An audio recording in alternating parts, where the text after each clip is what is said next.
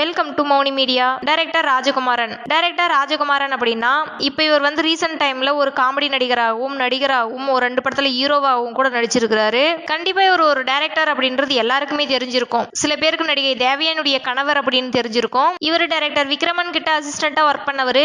அதாவது வானத்தை போல படத்துல, சூரிய வம்சம் படத்துல, பூவே உனக்காக படத்துல, இந்த மாதிரி விக்ரமனுடைய படத்துல அசிஸ்டண்டா ஒர்க் பண்ணவரு. இவர் இது வரைக்கும் 5 படங்கள் டைரக்ஷன் பண்ணியிருக்கிறாரு. அந்த 5 படங்கள் என்னென்ன அப்படின்றத நம்ம இந்த வீடியோல பார்க்க போறோம்.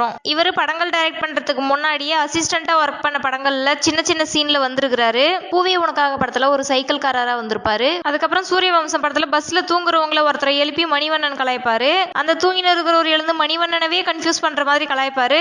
அவர் தான் டைரக்டர் ராஜகுமாரன். அதுக்கப்புறமா இவர் 5 படங்கள் டைரக்ஷன் பண்ண பின்னாடி சந்தானம் ஹீரோவா நடிச்ச வல்லவனுக்கு புல்லும் ஆயுதம் அப்படின்ற படத்துல ஒரு ட்ரெயின் சீக்வன்ஸ்ல ஒரு காமெடியனா வருவாரு. அந்த காமெடி நல்லா ஒர்க் அவுட் ஆயிருக்கும். அந்த படத்துல சந்தானம் அவரை பயங்கரமா கலாய்ப்பாரு. இந்த மாதிரி டைரக்டர் ராஜகுமாரன் 4 படங்கள்ல மட்டும் சின்ன சீன்ல வந்திருக்கிறாரு. ஆனா அதுக்கப்புறமா 2017 ஒரு படத்துல சின்ன ரோல் எல்லாம் வரல. அந்த படத்துடைய கதாநாயகனே இவர் தான் அப்படின்னு சொல்லலாம். அந்த படம் சூப்பர் டூப்பர் ஹிட் ஆச்சு. அந்த படம் தாங்க 2017 வந்த கடுகு அப்படின்ற படம். கடுகு சிறுத்தாலும் காரம் குறையாது அப்படின்ற மாதிரி ஒரு கதாபாத்திரத்தில் நடிச்சிருப்பாரு.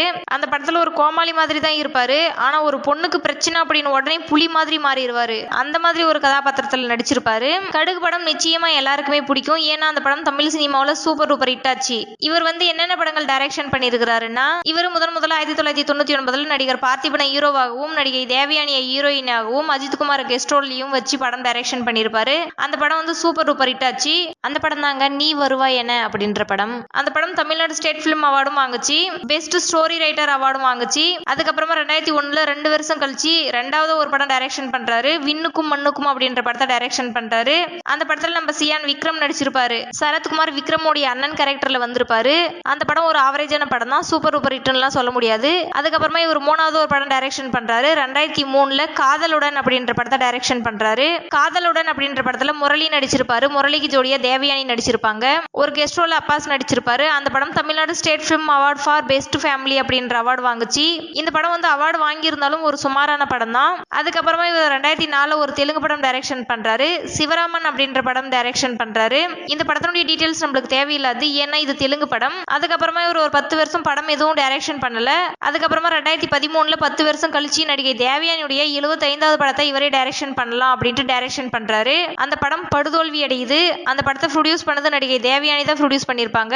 கதை டைரக்ஷன் எல்லாமே ராஜகுமாரன் தான் பண்ணிருப்பாரு. அந்த படம் தாங்க திருமதி தமிழ் அப்படின்ற படம். இந்த படத்துல ஹீரோவா டைரக்டர் ராஜகுமாரனே நடிச்சிருப்பாரு. இந்த படம் படுதோல்வி அடைஞ்சிச்சு. அதுக்கப்புறமா இவர் தமிழ் சினிமாவில் எந்த படமும் டைரக்ஷன் பண்ணல.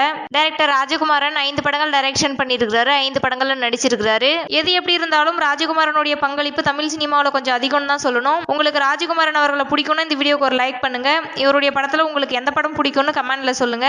இன்னும் இந்த மாதிரி அடுத்தடுத்த தகவல்களுக்கு எங்கள் மௌனி மீடியா சேனலுடன் இணைந்திருங்கள். இதே மாதிரி அடுத்த வீடியோவில் சந்திக்கலாம். நன்றி.